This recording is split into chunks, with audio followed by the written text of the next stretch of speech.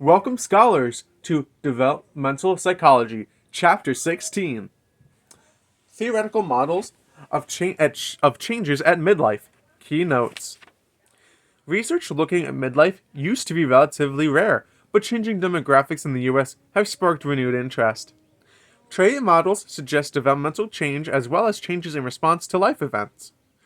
The greater fluidity of the life cycle today has partially undermined the assumptions of the social outlook. Erikson's seventh psychosocial stage is generally generatively versus stagnation. Basically, generativity can be expressed as parenting and grandparents, teaching or mentoring. Basically, you're developing more and maintaining the world. Key terms: generativity versus stagnation. The stage of psychosocial development in which the middle-aged adults develop a concern with establishing guidelines and influencing the next generation. Generativity are the concerns of mature adults for finding meaning through contributing to society and leaving a legacy. Issues and themes at midlife. Key notes. Key psychosocial issues and themes during middle adulthood concern the existence of a midlife crisis. Research does not support a normative midlife crisis. People continually conform their perceptions about themselves. Generativity is an aspect of identity development. Narrative psychology describes identity development as a continuous process of constructing a life story. Emotionality and personality are related to psychological well-being. Research based on Ryeff's six-dimensional scale have found that midlife is generally a period of positive mental health and well-being. Key terms: midlife crisis, a stressful life period precipitated by the review and reevaluation of one's past. Turning points: psychological transitions that involve significant change or transformation in the perceived meaning, purpose, or direction of a person's life. Midlife review: introspective examination that often occurs in middle age, leading to a reappraisal and revision of values and priorities. Ego resiliency: dynamic capacity to modify one's level of ego control in response to environmental and contextual influences, and it is the ability to adapt flexibility and resourcefully to potential sources of stress. Identity process theory: Whitman's theory of identity development based on processes of assimilation and accommodation.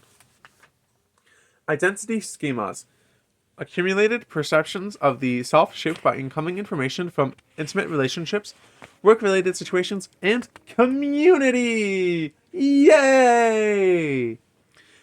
Identity assimilation is Whitburn's term for effort to fit new experience into an existing self-concept. Identity accommodation is Whitburn's term for adjusting the self-concept to fit a new experience. Identity balance is Whitburn's term for a tendency to balance assimilation and accommodation. Relationships at midlife. Key notes. Theories of the changing importance of relationships and social convey theory and socioeconomical selective theory. According to both theories, socio-emotional support is an important element in social interaction at midlife and beyond. Relationships at midlife are important to physical and mental health, but also can present stressful demands.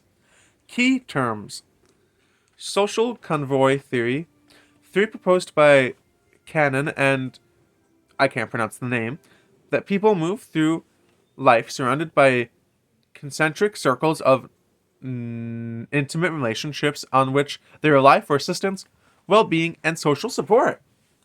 Socio-emotional security theory. Theory proposed by Carstensen that people select social contacts on the basis of the changing relative parts of social interaction as a source of information and aid in developing and maintaining a self-concept and as a source of emotional well-being. Consensual relationships. Key notes. Research on marriage satisfaction indicates there is generally an initial rapid decline followed by a plateau, and then further slower declines over long term. Cohabitation is increasing in midlife, but may negatively affect men's well-being. Divorce at midlife can be stressful and life-changing. Divorce today may be less threatening to well-being in middle age than young adulthood. Married people tend to be healthier at middle age than other people. Because some gay and lesbians delayed coming out, at midlife they may just be establishing intimate relationships. Key term: marital capacity. Financial and emotional benefits built up during a long-standing marriage, which tends to hold a couple together.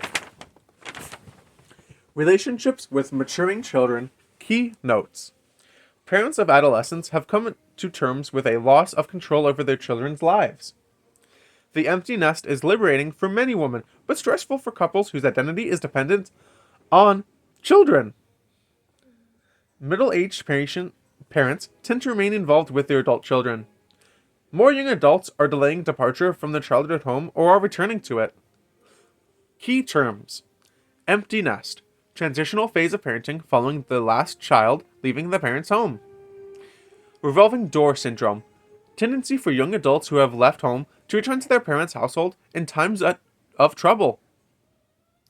Other kinship ties. Key notes. Relationships between middle-aged adults and their parents are usually characterized by a strong bond of affection. As life lengthens, more and more aging parents become dependent for care on their middle-aged children. The chances of becoming a caregiver to an aging parent increase in middle age. Caregiving can also be a source of considerable stress, but satisfaction can come out of that. Most middle-aged siblings remain in touch. Raising grandchildren can create physical, emotional, and financial strains. Key terms: final crisis, normative development of to middle age in which adults learn to balance love and duty to their parents. Sandwiched generation, middle-aged adults squeezed by competing needs to raise or launch children and care for their elderly parents.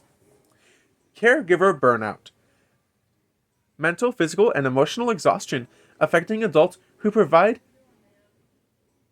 continuous care for sick or aged parents.